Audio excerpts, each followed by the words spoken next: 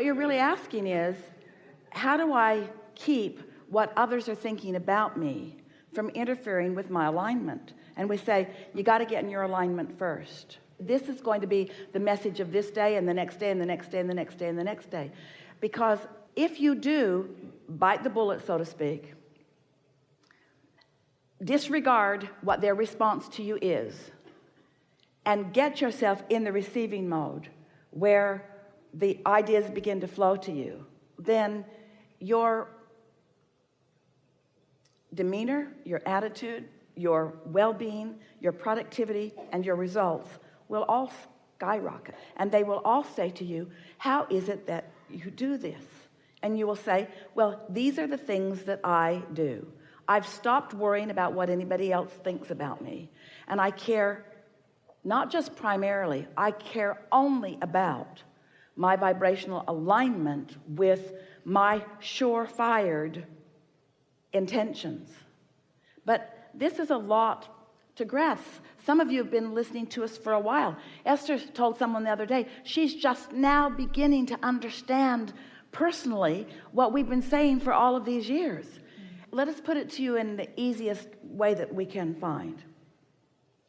There's alignment with who you are, and there isn't. There's allowing, and there's resistance. There's being in the vibrational place of receiving, and there's being off from that. In other words, it just can't be more clear about that. So as you're moving through your day and you realize, because your guidance system has told you that you're not in alignment, usually by the time you recognize that, there's so much that's gone on that this day and the momentum of this day is most likely just going to have its way with you. Esther remembers being with a friend, a girlfriend, when they were in high school, and they climbed up the hill where the big S was written on the side of the mountain up behind the football field. And they just messed around up there all day, and they found there's a big old boulder up there, and it looked precarious. And Esther said, I'll bet we could push that. And her friend said, yeah, I bet we can too. And Esther thought, it weighs as much as a car. It was big, a big, big boulder.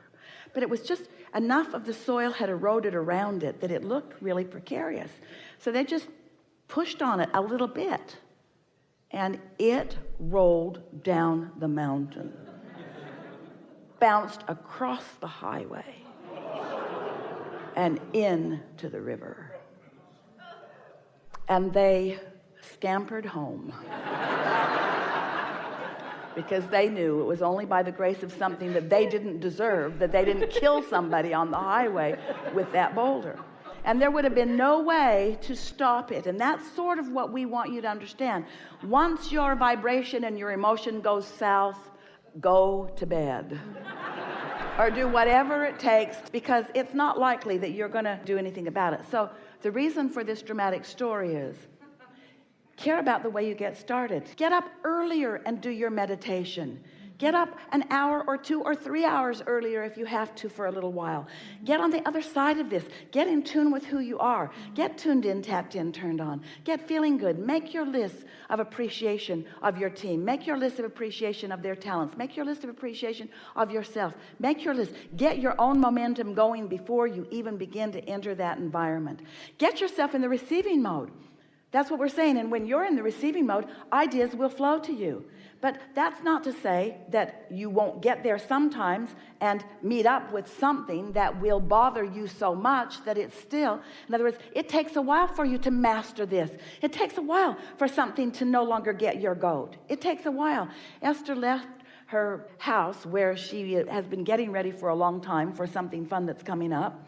And she left a fairly substantial but easy to accomplish list with someone newly hired to take care of it, and was gone for 47 days. And when she got back, he had done so little on the list that she couldn't believe. She put a mirror under his nose to see if he was still breathing.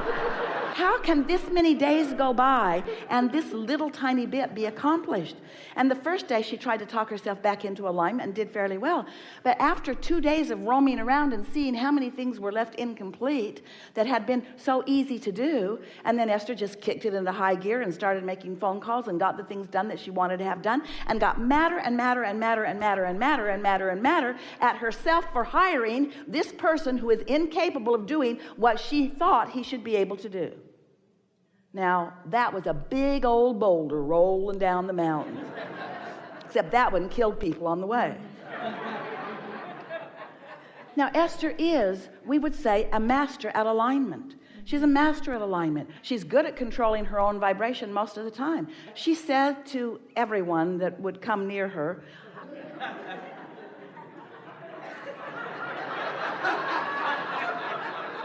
when I put things on my list, they get done. When I move them to your list, they're still supposed to get done. If I had left those things on my list, they would be done, but they're not on my list, they're on your list. In other words, it's not easy.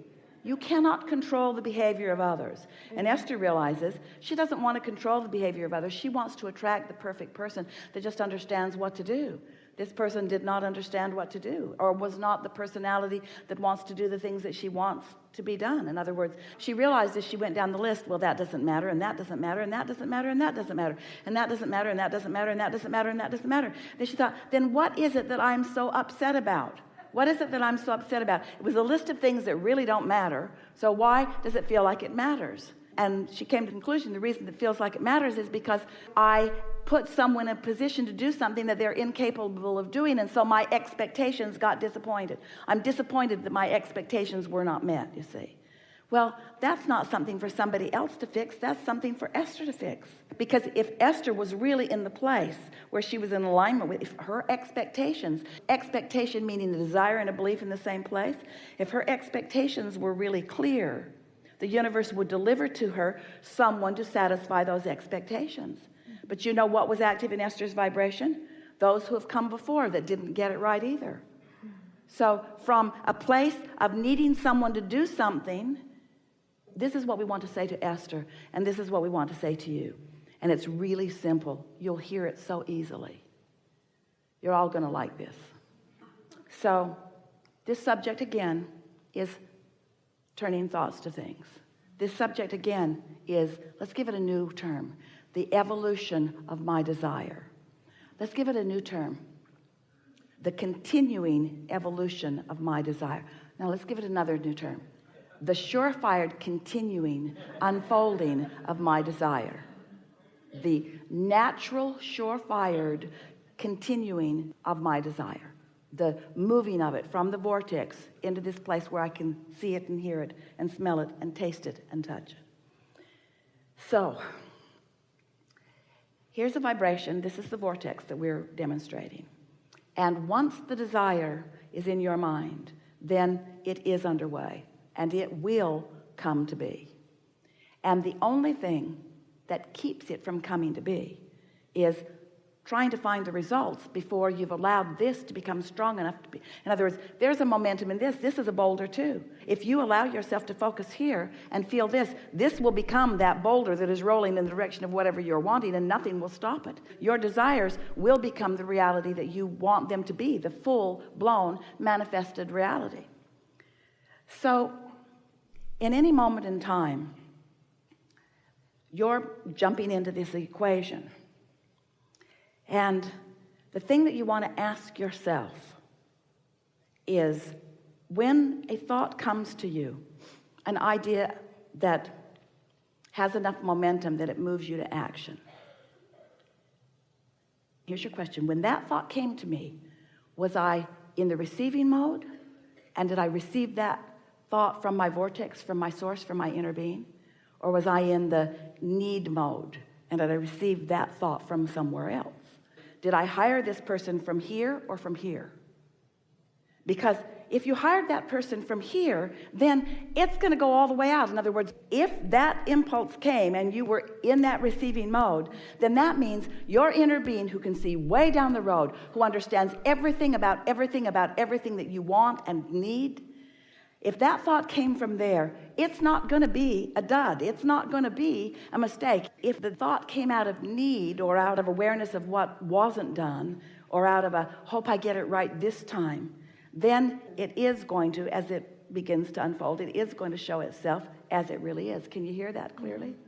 And that was what had Esther all twirled up, because as the manifestation happened, she had to come to the full realization, I could not have been in the receiving mode when I made that decision, because if I had been in the receiving mode when I made that decision, the results would not be these.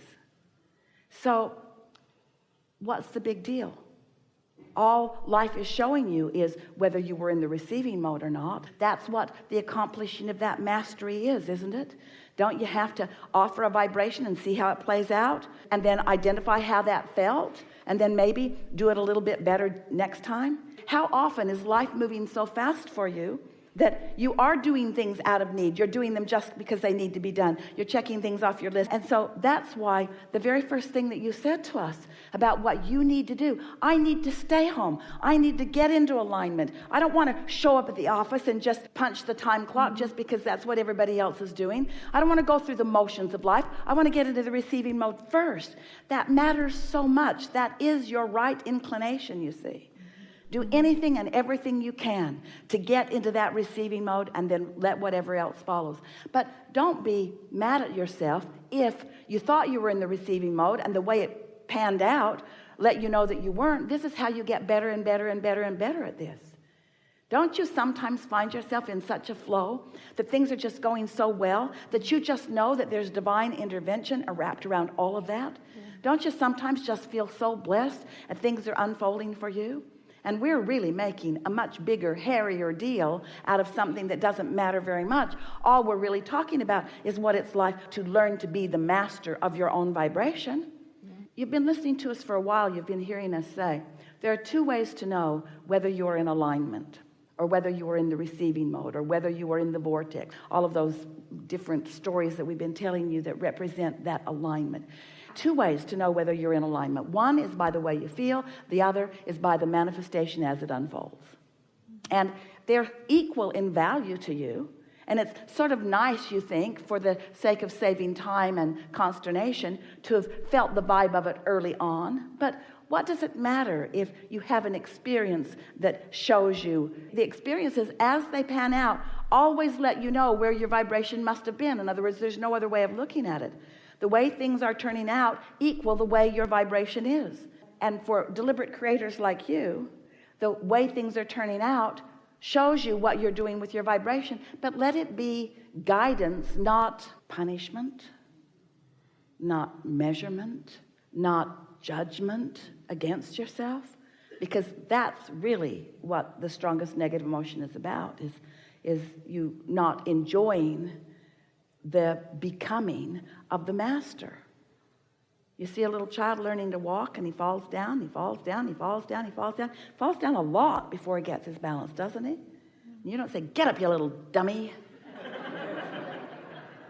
Can't you see us all standing up like this, walking? Do that. Examples all over the place of success about that. And look at you, crawling around, stumbling around, falling over things. What's wrong with you? That child will master that. Yeah. And you will master that alignment. But there's some things that you got to do before you do. And the first thing is not care what anybody else's opinion is about the approach that you're taking to that mastery. Because if you don't take the time to get yourself tuned in, then nothing else will follow. Nothing else will follow in the way that you mean for it to. So your opening impulse to us was dead on. So many of you have these desires that are in a vibrational place of strength and sure becoming. But then you measure this, which hasn't manifested into something that you can see and hear and smell and taste and touch, against something that somebody else has already manifested into something that you can see and hear and smell and taste and touch. And you stop this right there in its tracks in your lackful comparison. You just got to stop doing that. You just got to know that once it's there, it's a sure thing. And don't measure against any statistics other than the statistical information that your own emotions are giving you. So if someone says, how are your sales today? I don't know, but I'm sure happy. Well, what's that got to do anything? Your happiness is not something that we can measure, and it's certainly not something that we pay for. Well, just leave me alone, let me be happy. In a little while there'll be plenty for you to pay for.